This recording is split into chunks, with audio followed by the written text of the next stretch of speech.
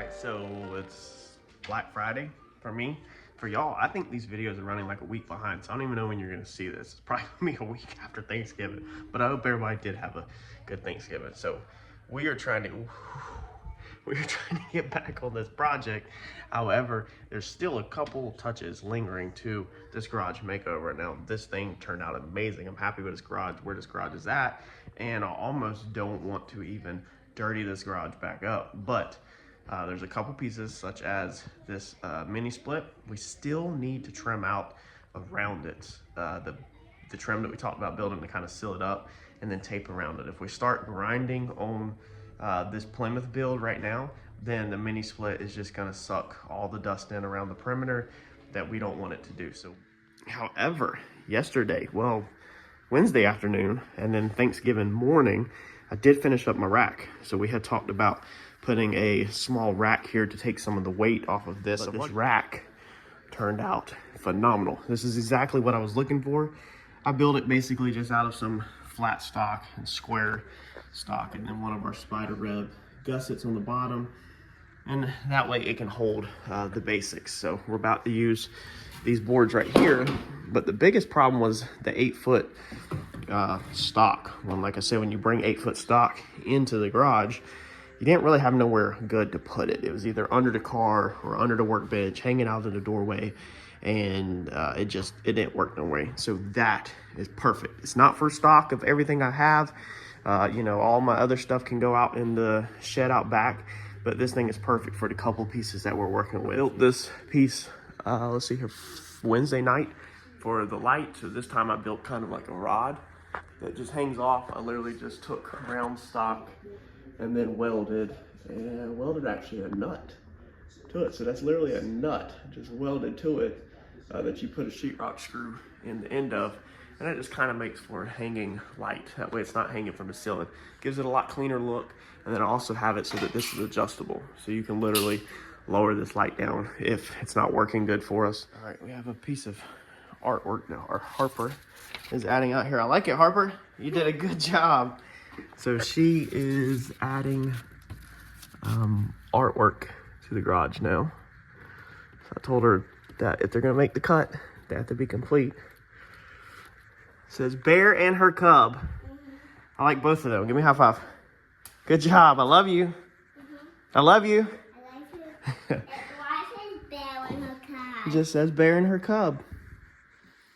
You did a good job. I think it means the baby is the cub. Yeah, I think so too. All right, so I think we can finally get to work. We didn't get if you watched the video on this remodel, we were gonna put an L bracket across the top, and I just didn't get time to making it. I just taped it. You can't hardly see the tape. There you can see the yellow a little bit, and then I taped that joint right there from the inside. And then we got all the trim done with the foam tape. So we still need to put some tape around this joint right here, but I don't want to put yellow or orange. We need to get some white, so I'm gonna have to find some white thin electrical tape or duct tape. All right, so even though I don't want to grind any metal or do any cutting in this nice clean garage right now, it feels so clean and cozy with the lights and everything, and it feels good in here. But we got to get back to it. So this is hard. Some of y'all are like, man, I wish I had your motivation. This is 100% hard when you have spent so much time redoing everything and playing home improvement. If you love home improvement as much as I do, and construction, I have a construction background. My childhood was construction, so it gives you that good warm feeling, brings you back to being a kid, is doing construction, saws, paints. It's hard to transition back to the metal work because right now I just don't want to do it at all. I know what's going to happen. I know this place is about to get dirty, dusty, and I don't want to happen, but we're going to put these filters to the test and see how much they really soak up, and then we'll be able to see where the leaks are on this thing, you know, before we could see all kinds of smoke, because it's gonna highlight the smoke where it's pulling it in. I know we're gonna have some leaks right around this. When we get our white tape or whatever, we'll get that taped up, but hoping that the filters get really dirty really fast, because I'll order them in bulk and change them out probably every weekend. Will be, you know, probably realistic or so, but depending on how much we use it. This wheel back here is looking amazing. So we have 3 wheels that we have purchased. We have a 0 offset. So this is none. All right, let's see here. Let's pull the tape measure out for actual real life representation. However you can say that. Inch and a quarter. All right, inch and a quarter is 0. Then we have a -19 offset. All right, so we bought this one. This was originally going to be for the back. So that is going to be about 3.5, 3.25. Then we have -44. -44 should be the back wheels. It come in at 5.25, 5.5, 5.25. These are the wheels we want to run, but now that we have a 19 to look at, I'm kind of curious. I want y'all's opinion, which I'll have to put it on here. Some of y'all just flat out don't like the setup, and I get it. Would you run? I definitely want a deep dish in the back. That's kind of a hot rod thing. Man, that stretch tire looks so freaking good back there. Would you put a -0 in the front, or a 0 in the front, not a negative, just a 0, to give it that front runner race car style look? You know, when we're running skinnies in a front runner, this is only 9, makes the tire look skinny, and then that bad boy back there just looks freaking fat compared to this one up here, even though they're the same exact tire. That thing looks huge. Or would you put a little bit of lip up front with a tiny bit of stretch? So this thing just has an ever so slight bulge, just a tiny bit. We'll put that on to look at it and see what we think. The only thing that's going to affect, so let's touch on a few things real fast before we dive into working. So y'all bear with me. If you don't want to listen to talking and learning, go ahead and skip forward somewhere in the video. When you move your offset, all right, the offset is going to be this center right here. That's the center line of the tire. So 0 offset will be pretty much on that line. If we could look straight through this tire, which about looks right, just eyeballing it kind of, the mounting flange right here should be center of the tire. That's 0. That gives us the most distance, this center line, to the frame area. I'm gonna talk about this frame here in 1 second, because there's a couple people that are confused. It gives us the maximum distance, center line, to the new frame area. All right, now if we could have moved this out farther, it would have gave us more distance. But it's already pretty much flat out. What they've done, I think, is pretty much flush the center cap with the rim.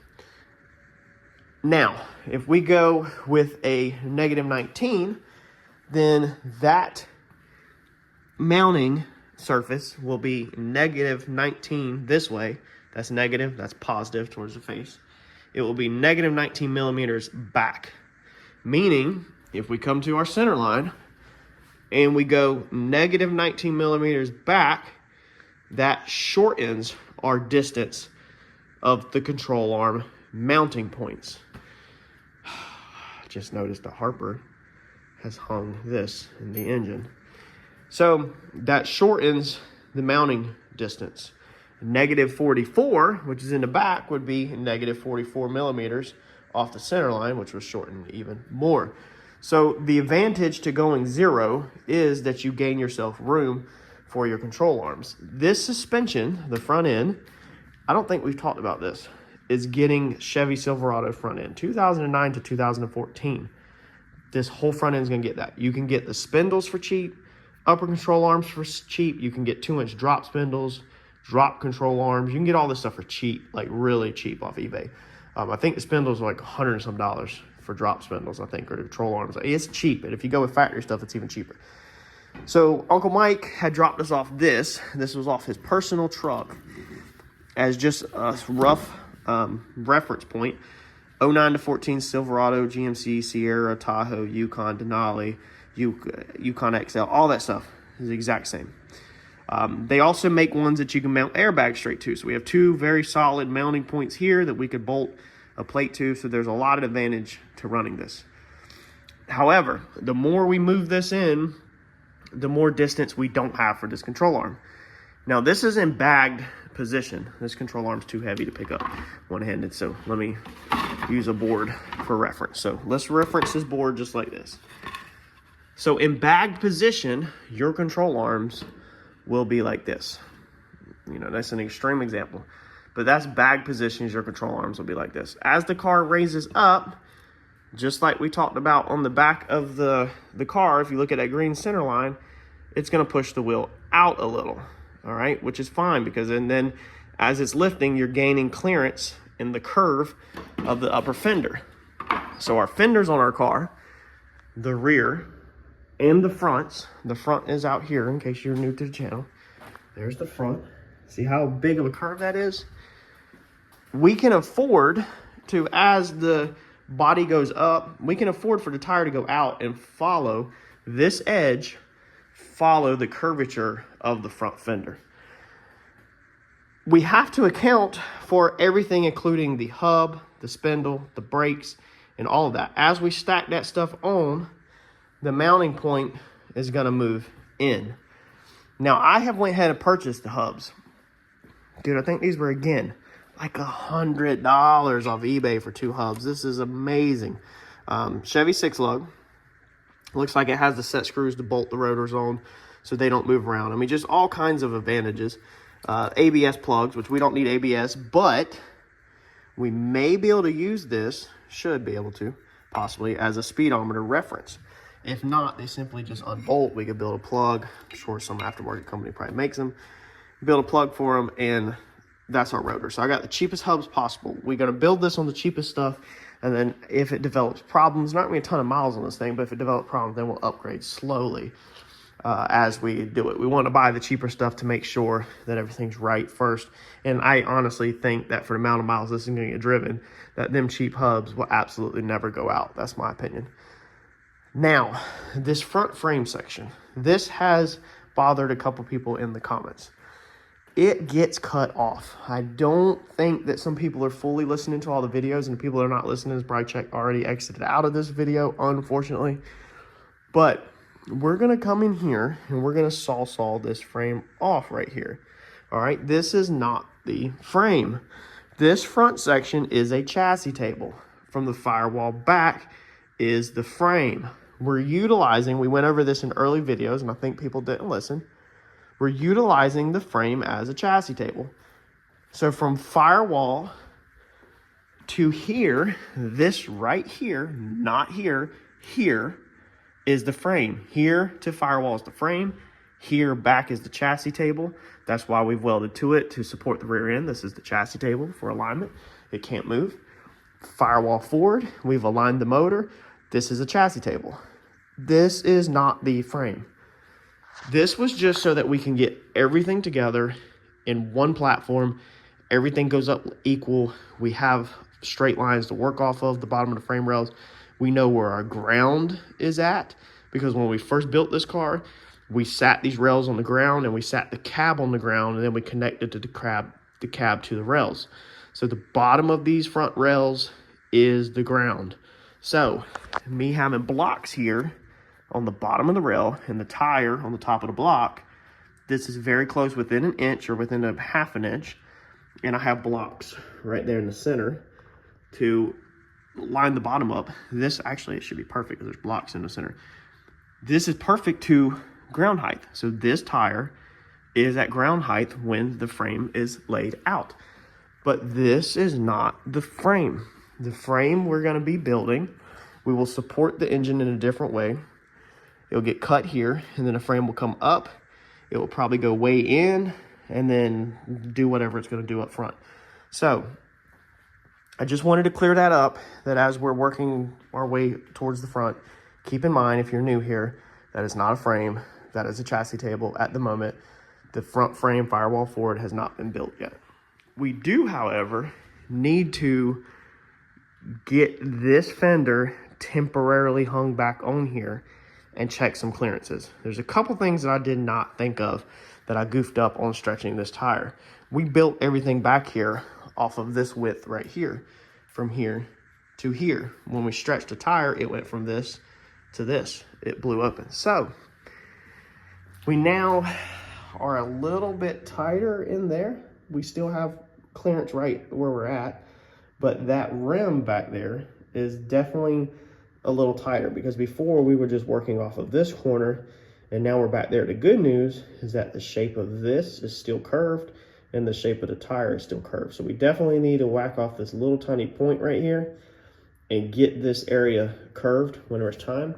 But we need to go ahead and stop and rehang this fender temporarily so that we can make sure that this outer lip right here is not touching this fender and we're too far out.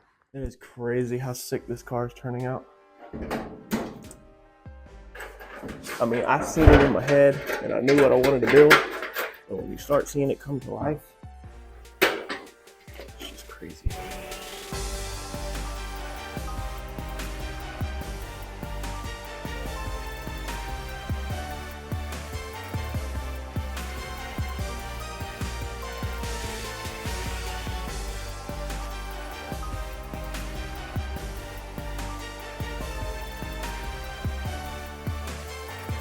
Front piece on and see what it looks like. These, I mean, my lines are close, but this thing is not like 100% pulled up just because I know it's about to come back off, so we just needed to roughly get the look of it. It looks like the rim is touching maybe. So I think when you check, we probably scratched the lip all up. I guarantee I've tore these rims all up. I should have taped it. I'm a little reckless. Okay, yeah, I guarantee that rim's tore up. But yeah, the rim is 100% touching. It was 100% touching the metal. All right, so what do we do? Let's see here. So we can't go in. All right, we're pretty maxed on that. I guess we could go in just a touch, and like that. Yeah, I guess we could do that. We gotta clean up some of them sharp points. That might pull it off, but honestly, what might be best, even though I don't want to, would be to get these fenders built and then section them again. So get the fenders built, which I think me and Mike kind of talked about it anyway, is to roll this right here, is to make a cut in here. Maybe we'll do that. That's probably gonna be best. Just make a cut like through here and then roll this out. I think that is gonna be best. I think we can roll with that right now with it being that close. And then we will section the fenders once they're together, which we really need to focus firewall back, but we need to stop thinking about this front at all so we're not scattered too far. And we need to really focus on this whole entire trunk, basically B-pillar back all through the holiday. We're not touching. Hey, JoJo. What are you doing? Well, I was looking at this rim. So the rim's hitting about right here. It's hitting. Yeah, it's hitting. Why? It's touching inside the fender. So if we cut the fender, if we come in here and cut this whole fender through here, and then bring this fender out, then we'll have plenty of room, right? Somebody remind me when we take this wheel back out to run the yellow tape or electrical tape. Maybe we'll just do that, run black electrical tape, like 4 bands around the edge of that lip on that rim, because we're gonna destroy it since there's no tire to protect it since it's stretched. But, oh man, I'm tired. Stuff like that. We're literally sitting on the lip. So yeah, we're gonna have like that much clearance. That's what it should look like when we're done, roughly. We need to go ahead and build out the fenders, maybe. I don't know, it might be easier to work on the car, wait till last. At least these, probably is actually, because we can get our hands in here to put these on, whereas we can't install these fenders. That's actually a really good point. We can't install these fenders with the rim on the car. So we do need to leave this alone until the very last minute. Even if we need to extend the fenders after we get the axles, like if we need just 1/8 of an inch or 1/4 of an inch, we don't want to have to redo anything twice. So I think that is a good point to point out, is just to leave this outer section alone. We'll leave all of this alone until we kind of have the inner a lot more solid, where we know what's going on. We honestly probably need the rear axles, the rear end in place, the 4-link in place, and everything, and then we can build our fenders perfect to the rim. I think that's gonna be the best. So just wanted to show y'all that. I don't know when they're gonna get taken apart. I would try not to take them apart, but also welding with the rim on the car is gonna suck because of the splatter. We don't want to burn the rims all up. I did that on the Comet. I did a lot of welding with stuff on the car, and it's continuously even having to protect stuff or whatever. But I guess we need to go back in here now and start forming this metal and getting our inner tub made. So I guess that's the game plan, y'all. B-pillar backwards pretty much till the first of the year, or until we get all of the sheet metal in. Remember, we're gonna keep it where it's Clecoed in, and just roll from there. I've got to leave that tire in there though to kind of be able to form around it. I think at least need to do one, and then once I do this side, then I'll be able to just make that side symmetrical, and then that way it matches. I mean, we're not gonna, you don't put a tire here and put a tire there and then build each side around the freaking tire, because if the tire is wrong, then you could be wrong. So you just build one side, in my opinion, and then you just copy the car parts and make the parts symmetrical to the other side, or copy your templates, whatever. So I have no clue where I'm going. I have no clue what I'm doing. I have no clue what the next step is, but we got to get this closed in, and then we got to go up, over, down into the trunk, fuel cell. We got a lot to do, and we want to get this rim out of here. So I guess let's go ahead and work on getting this metal cut today. Maybe get the seat out of here probably, and get this stuff boxed in. Let's just do it. I have no clue what I'm doing, but let's figure it out.